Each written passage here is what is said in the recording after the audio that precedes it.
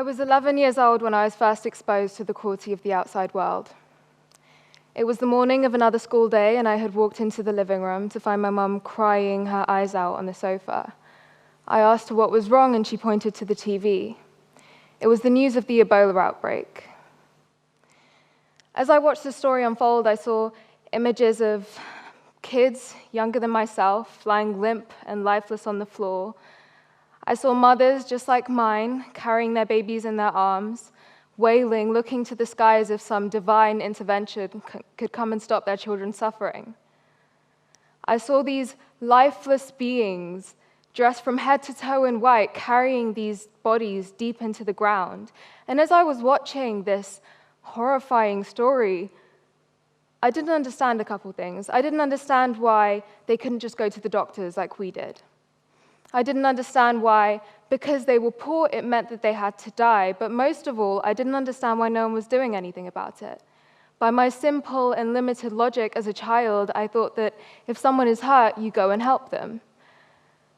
So I went to school that day with a frown on my face and deep thought, thinking, what can I do to help? How do I get people to care? And then I had a light bulb moment. I thought, you know what, I'm going to have a pajama day at school where everyone will come to school in their pajamas for £1.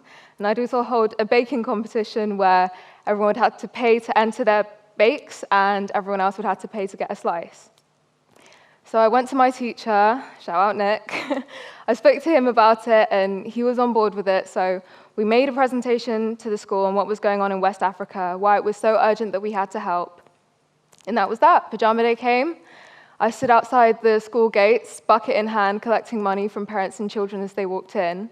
And after school, I ran around handing out slices of dinosaur cake to whoever wanted some. By the end of the week, the office had counted up the money we raised and said we had raised over £700.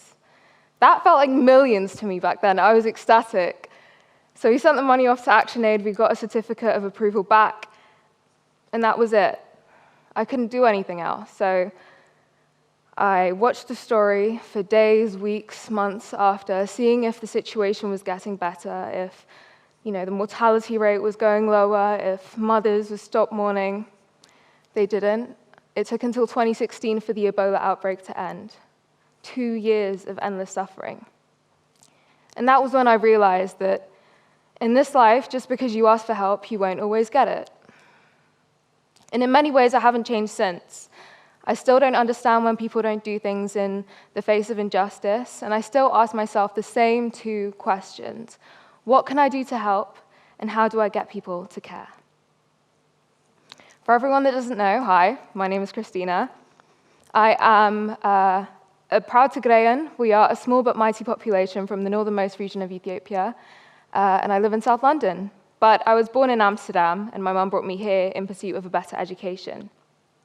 I found secondary school pretty okay. It was quite fun. I really enjoyed the humanities, and I'm delving into that kind of interest in the social issues and social sciences in the next phase of my life.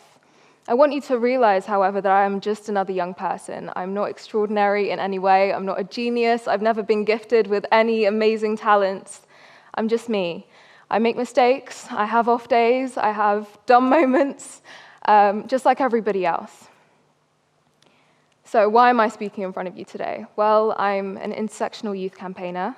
That means I fight for several issues, mainly food inequality, racial injustice, and climate injustice, based on the issue that all these topics are interlinked and look to the same systems for change.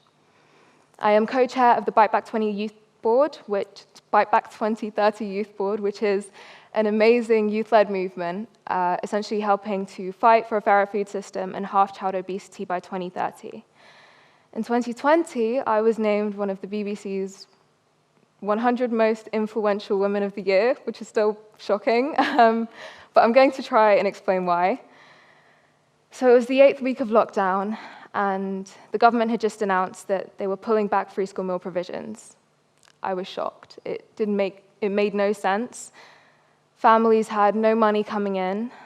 There were absolutely no support from schools or daycares like they would usually rely on. No income, no support, and they pulled back the one essential provision that would allow their children to eat: for one day, one meal, one day. And it made absolutely no sense as to why they would take that back at such a crucial time. So that pushed me to launch the petition to get the government to announce a U-turn, and it blew up. It has almost 500,000 signatures now, and it propelled the topic into a national news story and extended it into a very large and long campaign to end child food poverty. Because even though we did manage the government U-turn, they did not guarantee free school meal provisions for all children over the year 365, 24/7. So we knew that the fight had just started. And we're still fighting, even though Marcus Rashford jumped on it and did an absolutely amazing job at getting young people provisions over the summer holidays. We are still fighting to end child food poverty in one of the richest and most powerful economies in the world. But that's not it when I talk about food inequality. Even where you live has a factor in what you eat.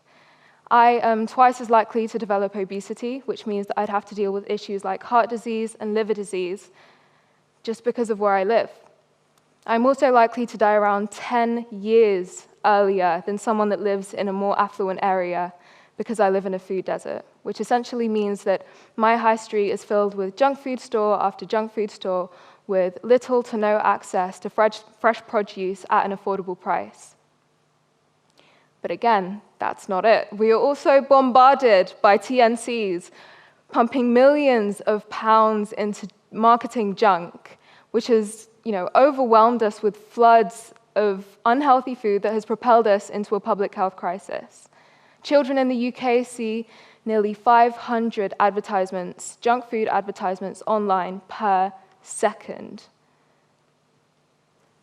We are robbed of our right to health before we even reach adulthood, and we don't even realize it.